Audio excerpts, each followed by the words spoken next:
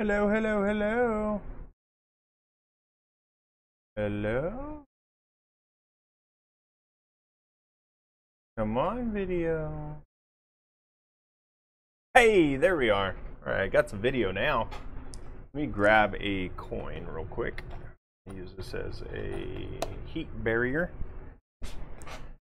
Guys, what's going on? It is Henry with Keep You Mobile. I have got an iPhone 6 today that is giving me some issues with boot loop. Look at that. Oh man, my hair looks like crap. Look at this. Look at this piece right here. Wow. Alfalfa in it. Wow, I shouldn't even be on camera.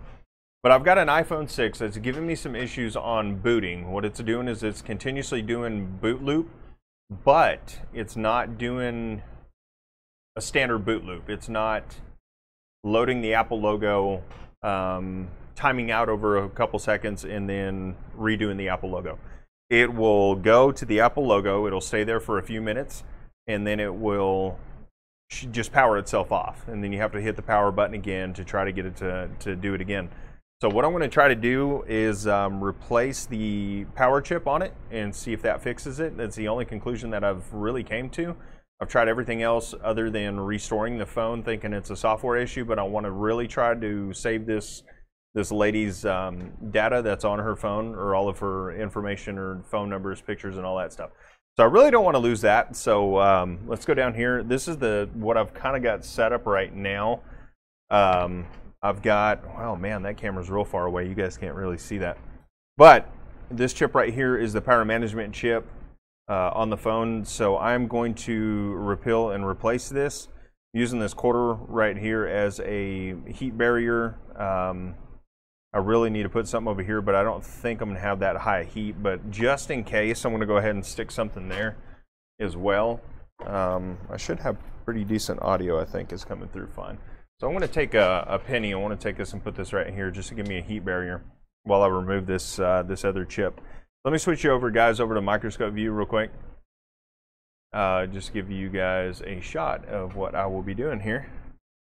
Go ahead and move this camera into this. Make sure that it is all the way out. Bring it down here, and that is the little booger right there I'm going to be pulling off.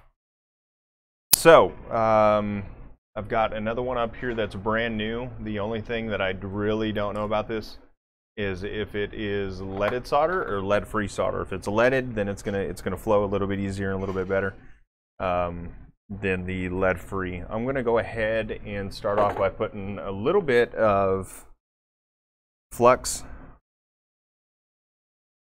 around this chip, just to give it a little bit better chance to heat up and not heat all these other chips up. I want to try to heat this up a little bit quicker. I want to go ahead and move this piece of Kapton tape because it's actually almost on that chip. I don't like working this close to the other ICs that are on board of this, so this is just a little bit nerve-wracking, but it should be all right. Use the gun. I'm going to use my heat gun at about 340 degrees Celsius on this one. So I'm going to go ahead and stay at a distance for now. I'm going to go ahead and preheat this board up a little bit. Get this preheated. You don't want to start soldering right off the bat. You don't want to throw this thing into shock. So orientation is another important thing you got to remember. You got to make sure that that chip is orientated right whenever you put it on it, not upside down, not sideways, or anything like that. You don't want to, definitely don't want to take the chances of this being the problem and then turning right around and putting the orientation on the chip wrong. Then you're just in a heap of trouble. So I am going to go ahead and preheat this board, and now I'm going to move in for the kill. I'm going to take my tweezers here that I can get. Oh man, I'm going to have to switch hands because I can't really get into it on that side. I want to switch hands here and go over here. Try not to bump any other component on this. So that way once I heat it up, it's going to come right off without me knocking a bunch of capacitors off or knocking anything else loose. These probably are not the best tweezers for this job here. but I want to try to get in here. All right, so that is off, and I think I did bump a component. Son of a gun, is it on the end of my tweezers? No, but I did bump one. If you can see right here, I stovepiped it, caused it to stand up. Let's see if we can get this to lay down real quick. May have my air just up a little too high. Alright, so I popped that component back on there. If you guys can see that one that I knocked loose. If not, I hope you didn't see that. Don't rewind this video and see me mess that up. But I got it back on the board. I'm going to go ahead and check it just to make sure that it is properly laying down. Yeah, that's laying down on there good. I may just tap that just a little bit more once I get this done. So let's go back over here to the pads. I'll go ahead and turn on my soldering iron here. I want to make sure that I've got my bigger tip on here to clean these pads off with. Sorry about the screaming on my soldering iron. Just going to make sure that I get the most heat that I can on this. I don't want to keep any heat on this board any longer than I have to. So I want to make sure that I get this done quick and efficient and effective. So that way I do not destroy this board. She does not want to lose any of her data on here. So we're going to rip the chip off. We're going to go ahead and replace it and see if this helps it out. I'm going to go ahead and put a little bit more flux on the board. While I'm cleaning this is just going to help absorb all of this. I do not use solder wick on these because these pads are so small. I don't want to destroy any of these pads on here. There's not a whole lot of underfill, if any, on this side, so I don't have to worry about digging at a bunch of junk on here. I just need to clean these pads up a little bit so get it ready for the next chip that's going to go on. The chips that I'm buying are brand new. They're not reballed, or they shouldn't be. They were advertised as brand new. I'm getting those from our supplier at Wholesale Gadget Parts. Really great company. They work with you very well. If you have a part that you need and they don't have it in stock, you can put a request in, and they work actually pretty quick at getting the parts in that you need. So they've been a lifesaver to us, that's for sure. So I'm going to put a little bit more flux on this. You never have too much flux. You never want to underflux a board, I guess, because you can burn some of the pads off. You can mess up a lot of things on the board, and plus it just makes life a whole lot easier when you got flux on there on sucking up this old solder. So I'm going to run this across the edge over here just to make sure that these are nice and touched up. What I may do is I want to go ahead and put a little bit of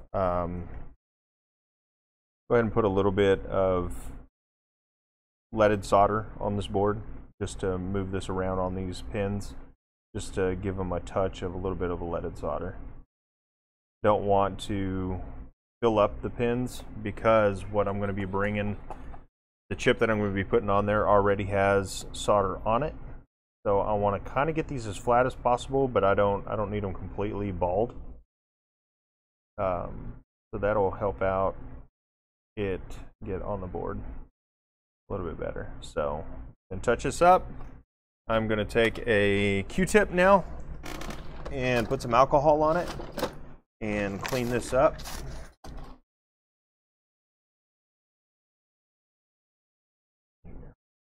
Clean this up and take a look at these pads and everything. Make sure all the pads are good. Nothing's blown off. What is that? Oh, it's a chunk of my deal there. So I want to look at these pads really good. Just give them a once over. Just make sure everything's good. Make sure all the crap's cleaned off the board. And that looks actually really darn good. I think those look pretty good. So it is ready. The Apple sign is going to face towards me whenever I go to solder these back on here. So let me pull the chip out. Where'd the chip go? Oh, it's already right here. So I'll pull this out of here. See if I can switch over to camera view here. Oh man, you guys can't see that, can you? That's not really in focus for you guys. Let me see if I can focus this up a little bit.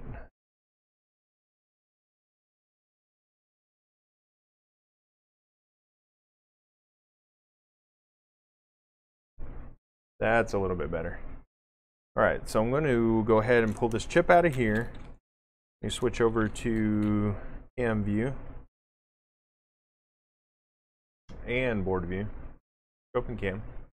So this is the chip that I'm going to be replacing it with right here. Little tiny bad boy right here. So I just got to remember orientation. Apple symbol is facing towards me on this one. Let's go ahead and get the tweezers, open this bad boy up. Get her ready to go on the board. Like I said, these are all pre-balled. They've already got the solder balls on the end of them, so they should just be an easy swap there. But you always want to make sure you get the ones with the leaded balls on them and not the lead free, just because the solder temperature for those is a little bit more. Go ahead and put a little bit more flux down, just to give it a little bit of easy soldering. And the surface tension on these boards are pretty darn good as far as placement goes. So I'm going to place this on the board. I think that's going to be right about the orientation, right where I need it. It will suck into place right where you need it, so you don't really have, yeah, that was perfect. I had to go and mess it up. It'll suck right into place, right exactly where you need it if you get it close.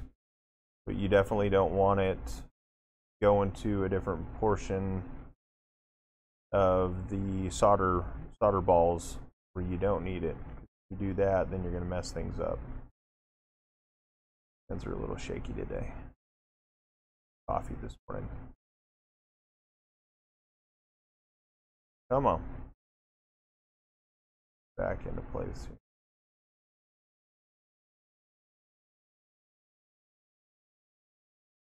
Okay, that looks great. We're going to start applying just a little bit of hot air once I bump this side over. Doesn't need to sit right on that, on those. And bring it down just a little bit.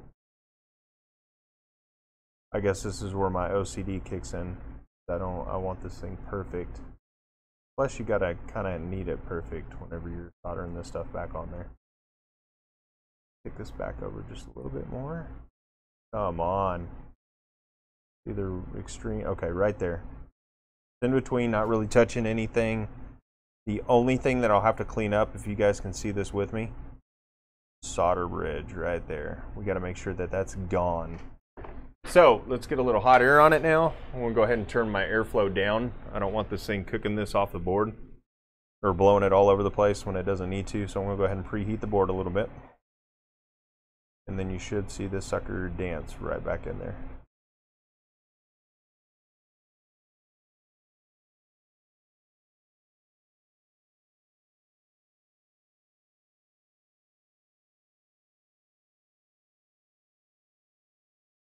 There he goes. There he goes. Heat it for a couple more seconds and release. All right, so what I'm going to do now is I want to go back in with my soldering iron and touch just this tip up on these capacitors that's right above it, and I'll give you a view of that real quick. Back out of here. You guys didn't have the best view of that jumping back into place, but right there in the top of your screen, about dead center, you're going to see that a little bit of a joint right here that is bridged with some solder, and I'm just going to go in here and touch that and see if I can break that bridge up. Not breaking up as easy as I want it to. Zoom into this real quick, see if I can get you guys right on what I'm looking at. Let's move this down just a tad. There you go. I'm looking at this right here.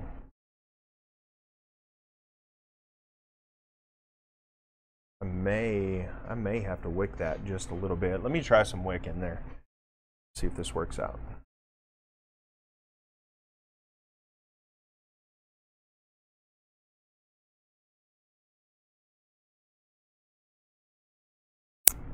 I do not like that. Let me see if I can, let me cut this wick. See, this is, nothing is ever easy. I get this easy little chip swap here, and then now I'm having to deal with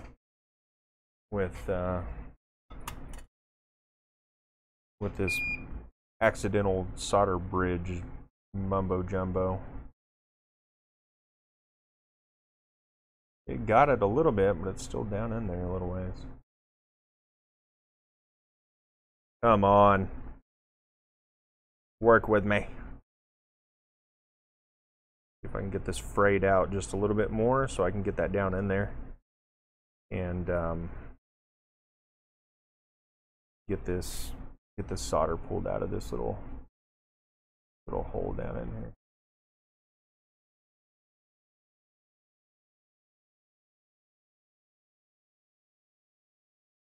Not be enough copper on there. Get down in here with this.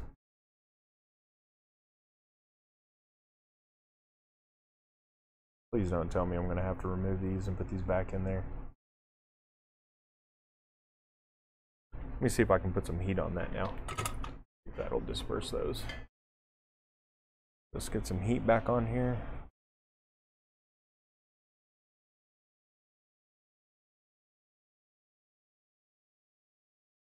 See, it puffed up into a little solder ball there.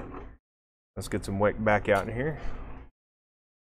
So just because you think you've messed something up, most of the time if you just slow down and think about it, you can generally fix this stuff.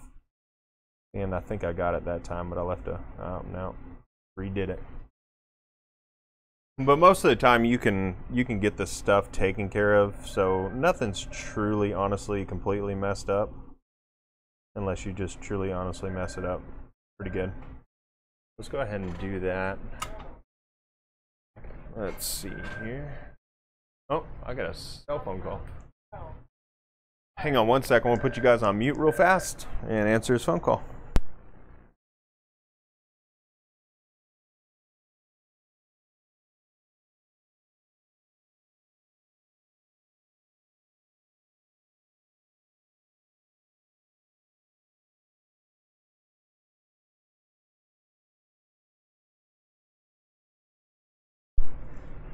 Sorry about that interruption, guys. I am the only one in the shop right now, so kind of a bummer. I'm going to zoom in on this little spot again real quick. See if I can clear this up for you guys and see that little bitty tiny solder ball down there. I want to use the tweezers. Let me see if I can get this with the micro solder tweezers. Get this little ball out of here. I can get down in this.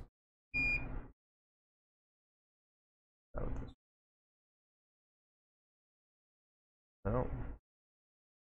No. Man, that is way down in there. Let me put some flux on here. Fluxed up. See if I can get this to separate. Go. But like I said, there's nothing that you generally can't fix if you just spend a little time on it and watch what you're doing. So most people, they may have reflowed this chip and just not even thought about it. But you've got to check your surroundings after you do something, just to make sure that you haven't damaged anything else. So I'm going to go ahead and separate these just for a second. Go ahead and move this over.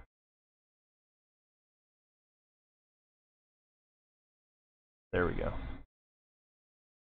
That should have took care of that, but I want to bump it back now because I am OCD about this. Okay. So let's run. See, that's still crooked to me. There, right there. Perfect.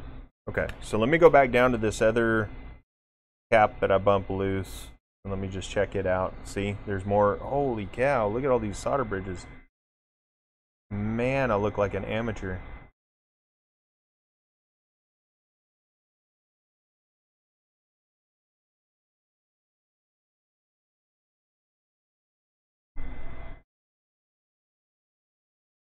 Okay, I can touch those up with the soldering iron just because those are so far apart. So let me get my soldering iron out here. Touch this end here. Okay, took care of that one. Touch those ones here. Here's a little bit of wick on that one. I don't understand why all those decided to just mate with each other right there at the last second. So I'm going to try to get this done. There's that. There's this. That pad. Let me clear it up on mine. It may not be as clear for you, but I've definitely got to check this joint. Make sure that these did not join back up. Okay, so that is good. Check this other one real quick. I don't need that touching anything as well. So you definitely got to look at your surroundings just because you think you may have got it. You may not have. You definitely got to check all of the components around it once you reflow. Everything is so close together whenever you're doing this, so you've really got to pay attention to what you're doing, because if you don't, you're either going to knock something loose, you're going to bridge a bunch of different joints that you don't need bridged. Like again, here's another one. Golly, man. Was my air just up too much? I wonder if the air was just too hot, or my airflow was just too high, because it looks like it bumped this one over.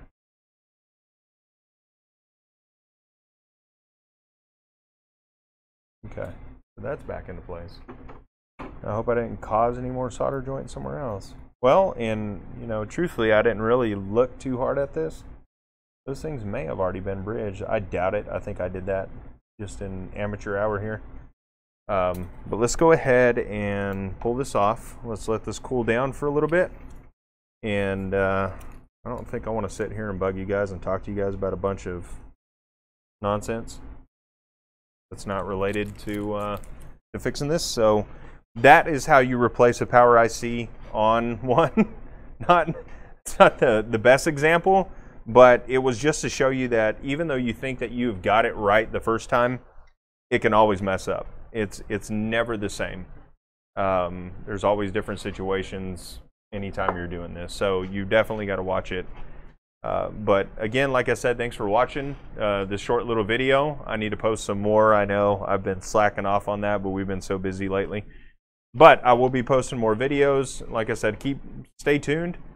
Like, share, subscribe. If you guys have any suggestions on anything you'd like to see, list them down in the comments below. And I will definitely try my hardest to get it up and as fast. That sounded horrible. No, man, now I'm all red. But I will try to get it up and going as quick as possible. Just make sure you guys stay happy and everything, because that's what we're here for, is to educate you guys and to show you a little bit behind the scenes on what we do at a micro soldering level, and the extra mile we go for the customers and everything. So stick around, guys. Thanks again. Check out our website, keepumobile.com. We do take in mail-in orders too if you have something that needs to be fixed, and we're very price oriented. It is definitely a handshake company here. We're bringing back the handshake for everybody. So prices are great. Turnaround time's amazing. I can usually get this stuff done and have your phone back to you within a week is what I try to do.